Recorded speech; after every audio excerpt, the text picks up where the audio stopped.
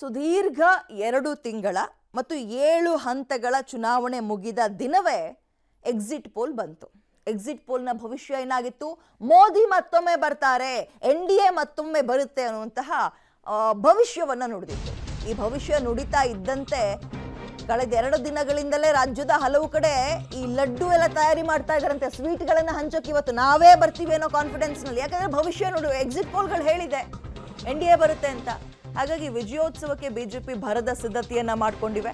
Exit poll ಭವಿಷ್ಯವಾಣಿ ನಿಜವಾಗ್ಬಿಟ್ರೆ ವಿಜಯೋತ್ಸವ ಸಂಭ್ರಮ ಮುಗಿಲು ಮುಟ್ಟುತ್ತೆ. ಮೋದಿ ನಿವಾಸದಿಂದ ಬಿಜೆಪಿ ಕಚೇರಿಗೆ ರೋಡ್ ಶೋ ನಡೆಸುವ ಸಾಧ್ಯತೆ ಕೂಡ ಇದೆ. ಇದ್ರ ಬಗ್ಗೆ ನಿನ್ನೆ ಪಬ್ಲಿಕ್ ಟಿವಿ ಹೇಳಿತ್ತು. ರೋಡ್ ಶೋನಲ್ಲಿ ಸುಮಾರು 1 ಲಕ್ಷ ಮಂದಿ ಭಾಗಿಯಾಗಬಹುದು. ಜೂನ್ 9ಕ್ಕೆ ನರೇಂದ್ರ ಮೋದಿ ಪ್ರಮಾಣ ವಚನವನ್ನ ಅಗೇನ್ ಸ್ವೀಕರಿಸುವಂತಹ ಸಾಧ್ಯತೆ ಇದೆ. ಕರ್ತವ್ಯ ಪಥದಲ್ಲಿ ಮೋದಿ ಪ್ರಮಾಣ ವಚನ ಸಾಧ್ಯತೆ ಇದೆ. ಹ್ಯಾಟ್ರಿಕ್ ಗೆಲುವು, 10 ವರ್ಷ ಪೂರೈಸಿ ಸತತ 5 ವರ್ಷಗಳಿಗೆ ಮುಂದುವರಿತಾ ಇರುವಂತಹ ಮೊದಲ ಪ್ರಧಾನಿ ಅಂತ ಕರೆಸ್ಕೊಳ್ತಾರೆ. ಇಂದಿರಾ ಗಾಂಧಿ ಅವರಿದ್ರು, ಬಟ್ ಮಧ್ಯದಲ್ಲಿ ಅಡೆತಡೆಗಳು ಮಧ್ಯದಲ್ಲಿ ಬಂದಿತ್ತು. ಅವರು ಕೂಡ ಇದೇ ರೀತಿಯಾಗಿ ಸುದೀರ್ಘ ಪ್ರಧಾನಿ ಹುದ್ದೆಯನ್ನು ಅಲಂಕರಿಸಿದ್ರು, ಬಟ್ ಅಡೆತಡೆ ಬಂದಿತ್ತು. ಬಟ್ ಇಲ್ಲಿ ಮತ್ತೊಮ್ಮೆ NDAನೇ ಬಂದ್ರೆ ಪ್ರಧಾನಿ ಅಭ್ಯರ್ಥಿ ಯಾರು ಅನ್ನುವಂತಹ ಗೊಂದಲ ಗೋಜಲು ಇಲ್ಲ. ಇರುವಂಥವರೇ ಮುಂದುವರಿತಾರೆ. ಬರೋಬ್ಬರಿ 15 ವರ್ಷಗಳ ಕಾಲ ನಮ್ಮ ದೇಶದಲ್ಲಿ ಯಾವುದೇ ಅಡೆತಡೆ ಇಲ್ಲದೆ ಪ್ರಧಾನಿಯಾಗಿ ಮುಂದುವರಿತಾರೆ ಮುಂದುವರಿದ್ರು ಅನ್ನುವಂತಹ ಕೀರ್ತಿಗೆ ಮೋದಿ ಅವರು ಒಂದು ಕೀರ್ತಿಯನ್ನು ಪಡೆದುಕೊಳ್ತಾರೆ.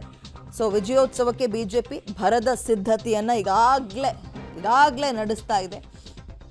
ಆಮೇಲೆ ಎಕ್ಸಿಟ್ ಪೋಲ್ ದಿನನೇ ಎಲ್ಲ ರಾಜ್ಯಗಳು, ನಮ್ಮ ರಾಜ್ಯ ಅಂತ ಮಾತ್ರ ಅಲ್ಲ, ಎಲ್ಲ ರಾಜ್ಯಗಳು ಒಂದು ರಿಪೋರ್ಟನ್ನು, ಇಂಟರ್ನಲ್ ಸರ್ವೆಯ ರಿಪೋರ್ಟನ್ನು ಹೈಕಮಾಂಡ್ ಕಳಿಸಿವೆ. ಹಾಗೆ ನಮ್ಮ ರಾಜ್ಯದಲ್ಲೂ ಕಳಿಸಿದ್ದಾರೆ. ಅವ್ರು ಹೇಳ್ಕೊಂಡಿದ್ದಾರೆ, ಇಷ್ಟರಲ್ಲಿ ಬಹಳ ಅದ್ಭುತವಾದ ಲೀಡ್ನಿಂದ ನಾವು ಗೆಲ್ತೀವಿ, ಇನ್ನೊಂದಿಷ್ಟು ಕ್ಷೇತ್ರ ಅಂತಿದ್ದಾವೆ, ಇಲ್ಲಿ ಗೆಲ್ತೀವಿ, ಬಟ್ ಲೀಡ್ ನಾವು ಅಂದ್ಕೊಂಡಂಗೆ ಕೊಡೋಕ್ಕಾಗಿಲ್ಲ. ಇನ್ನೊಂದಷ್ಟು ಕ್ಷೇತ್ರಗಳು ಏನಾಗಿದೆ 50-50, ನಾವು ಗೆಲ್ಬೋದು, ಗೆಲ್ದೇನೂ ಇರ್ಬೋದು, ಟಫ್ ಫೈಟ್ ಇದೆ. ಬಟ್ ಇನ್ನೊಂದು 3ರಿಂದ 4 ಕ್ಷೇತ್ರಗಳಲ್ಲಿ ಹತ್ತತ್ರ ನಾವು ಗೆಲುವಿನ ಎಡ್ಜಿಗೆ ಬಂದು ನಿಂತಿರ್ತೀವಿ ಅಷ್ಟೇ, ಸೋಲ್ತೀವೇನೋ, ನಮ್ಮ ಪರವಾಗಿ ನಿಂತ್ಕೊಳ್ಳಲ್ವೇನೋ ಈ ಕ್ಷೇತ್ರಗಳು ಅನ್ನುವಂತಹ ಒಂದು ಡೀಟೇಲ್ಸ್ನ ಎಲ್ಲ ರಾಜ್ಯಗಳು ಕೂಡ ಕೊಟ್ಟಿದೆ, ಇನ್ಕ್ಲೂಡಿಂಗ್ ನಮ್ಮ ಕರ್ನಾಟಕ ಸರ್ಕಾರ.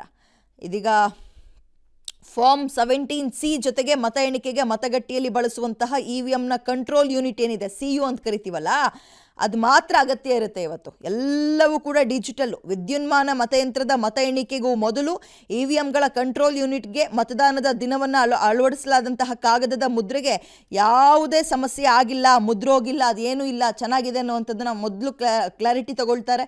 ಅದಾಗ್ತಿದ್ದಂಗೆ ಅದರಲ್ಲಿ ಅವತ್ತು ದಾಖಲಾದಂತಹ ಮತಗಳು ಯಾರ್ಯಾರು ಎಷ್ಟೆಷ್ಟು ಮತವನ್ನು ಅಂದರೆ ಯಾರ್ಯಾರು ಬಂದು ಮತ ಹಾಕಿದ್ರು, ಯಾವ ಪಕ್ಷಕ್ಕೆ ಹಾಕಿದರೆ, ಯಾವ ಚಿಹ್ನೆಗೆ, ಮತಗಟ್ಟೆ ಅಧಿಕಾರಿ ಕೊಟ್ಟಂತಹ ದಾಖಲಾತಿಯಲ್ಲಿರೋ ಮತಗಳು ತಾಳೆ ಆಗ್ತಾ ಇದೆಯಾ ಅದನ್ನು ಕೂಡ ಪರಿಶೀಲಿಸ್ತಾರೆ. ಕಣ್ಣು ಮುಚ್ಕೊಂಡು ಸುಮ್ಮನೆ ಕಮಲ ದೂವಿತ್ತು 1 2 3 4 ಅಂತ ಹಾಕೊಂಡು ಹೋಗಲ್ಲ ಅಕೌಂಟ್ನ. ಅದಕ್ಕೂ ಕೂಡ ಕೆಲವೊಂದು ಇದು ರೂಲ್ಸ್ ಅನ್ನುವಂಥದ್ದನ್ನು ಮಾಡ್ಕೊಂಡಿದ್ದಾರೆ. ಮತ ಎಣಿಕೆ ಕೇಂದ್ರದಲ್ಲಿ ಎಣಿಕೆ ಮೇಲ್ವಿಚಾರಕರು, ಸೂಕ್ಷ್ಮ ವೀಕ್ಷಕರು ಅಂತಿರ್ತಾರೆ, ಮತ್ತು ಅಭ್ಯರ್ಥಿಗಳ ಏಜೆಂಟ್ಗಳಿರ್ತಾರೆ. ಒಂದೊಂದು ಮತವನ್ನು ಕೂಡ ಅವ್ರಿಗೆ ತೋರಿಸ್ತಾರೆ. ಬಳಿಕ ಫಲಿತಾಂಶವನ್ನು ಈ ಫಾರ್ಮ್ 17C ಅಂತ ಹೇಳಿದ್ವಲ್ಲ, 2ನೇ ಭಾಗದಲ್ಲಿ ನಮೂದಿಸ್ತಾರೆ. ನೋಡಿ, ಮೊದಲನೇ ಹಂತ ಮುಗೀತು, ಇದರಲ್ಲಿ ಇವ್ರು ಮುನ್ನಡೆ, ಇವ್ರು ಇಷ್ಟು ಮತಗಳಿಂದ ಹಿನ್ನಡೆ. ಸಾಮಾನ್ಯವಾಗಿ ನೋಡ್ತೀವಲ್ಲ, ಈ ಅಸೆಂಬ್ಲಿ ಎಲೆಕ್ಷನಲ್ಲೂ ನೋಡಿರ್ತೀವಲ್ಲ, ಹಾಗೆ ಇರುತ್ತೆ, ಇವರು ಇಷ್ಟರಲ್ಲಿ ಮುನ್ನಡೆ ಈ ಕ್ಷೇತ್ರದಲ್ಲಿ ಅಂತ.